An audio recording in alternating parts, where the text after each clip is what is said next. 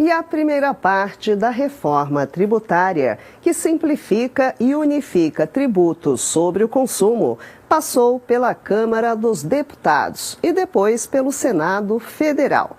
Como sofreu uma série de modificações, o texto voltou à Câmara. O governo quer votar o tema ainda este ano.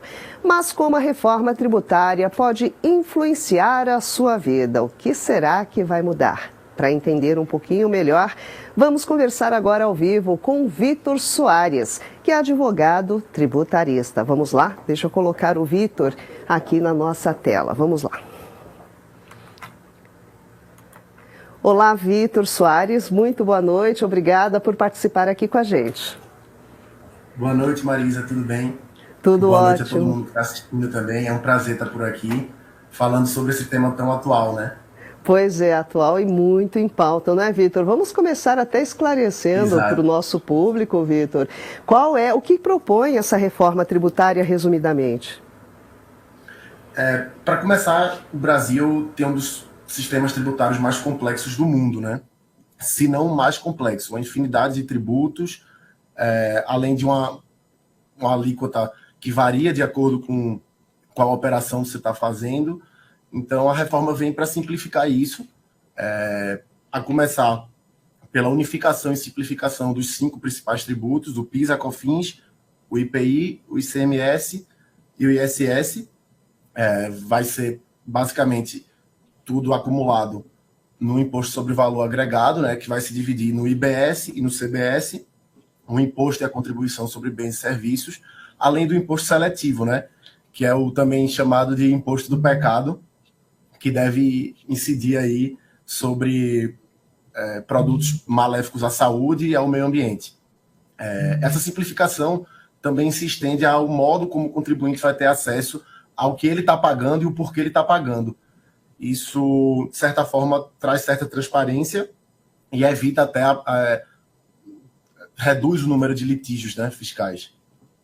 Tá certo. Agora, Vitor, aproveitando, né? Recentemente a gente teve uma mudança na taxação dos produtos importados, né? Essa reforma tributária altera alguma coisa nisso que foi implementada há tão pouco tempo? Essa mudança na taxação, né, conhecida como remessa conforme, é muito benéfica porque traz essa isenção para compras internacionais de até $50, né? Mas o benefício dela também se estende à Receita Federal e aos órgãos de fiscalização brasileiros, porque para se enquadrar nessa remessa e nessa possibilidade de isenção, as empresas que exportam para o Brasil esses produtos, elas também têm que fazer, de certa forma, um cadastro, prestar informações à Receita Federal. Isso facilita a fiscalização e a regularização dos contribuintes, né? Então, acho improvável que haja alguma modificação negativa em relação a isso, né? Além do mais, a forma de tributação desses produtos internacionais, principalmente através do e-commerce, deve recair para as empresas, né, para as plataformas digitais, não trazendo tantos impactos para o contribuinte. Agora, Vitor, vamos trazer um pouco aqui para o nosso quintal, né? Vamos falar sobre os produtos eletrônicos, né? Que a gente já tem um histórico onde as pessoas comentam que sim, quando o produto chega aqui, o volume de impostos torna o produto muito mais caro, inacessível. Como que fica isso? O que muda nessa área de eletrônicos, que eu acho que é o que o pessoal aqui tem bastante interesse em saber? Marisa, no tocante a produtos fabricados no Brasil, talvez haja uma diminuição da carga tributária.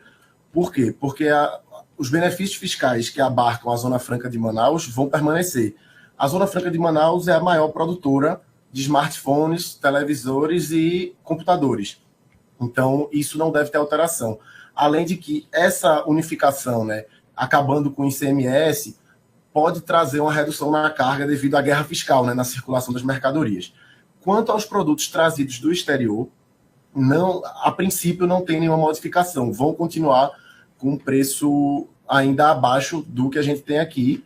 E, inclusive, isso é um dos motivos que vem havendo uma pressão para que sejam concedidos alguns benefícios fiscais para esses produtores de smartphones, computadores, até como uma forma de benefício social, né? Você baratear o preço de smartphone, de computador, também facilita o acesso à internet, à tecnologia, à comunicação de toda a população. Agora, outro segmento importante também de grande interesse do nosso público é o setor de veículos. Eu queria que você comentasse um pouco, Vitor, sobre essa reforma tributária. Se altera, primeiro, a questão dos veículos e, segundo, a gente sabe que a partir de 2024 o imposto de importação para os carros elétricos em 2024, ele volta a surgir. Eu queria que você comentasse esses dois pontos, tanto do sentido de veículos quanto dos veículos elétricos para o ano que vem. O setor automotivo vai ser um dos mais beneficiados pela reforma tributária, né? Primeiro porque vai deixar de existir aquela cadeia cumulativa de tributação que existe ainda, né, com o IPI, onde o consumidor final pagava sobre todo o processo produtivo. Agora ele só vai pagar diretamente daquele processo que ele participa. Então só vai incidir o imposto de valor agregado na compra e venda, né, para o consumidor. Além disso, o IPVA vai ser progressivo, então com alíquotas menores para carros que causem menos impacto ambiental.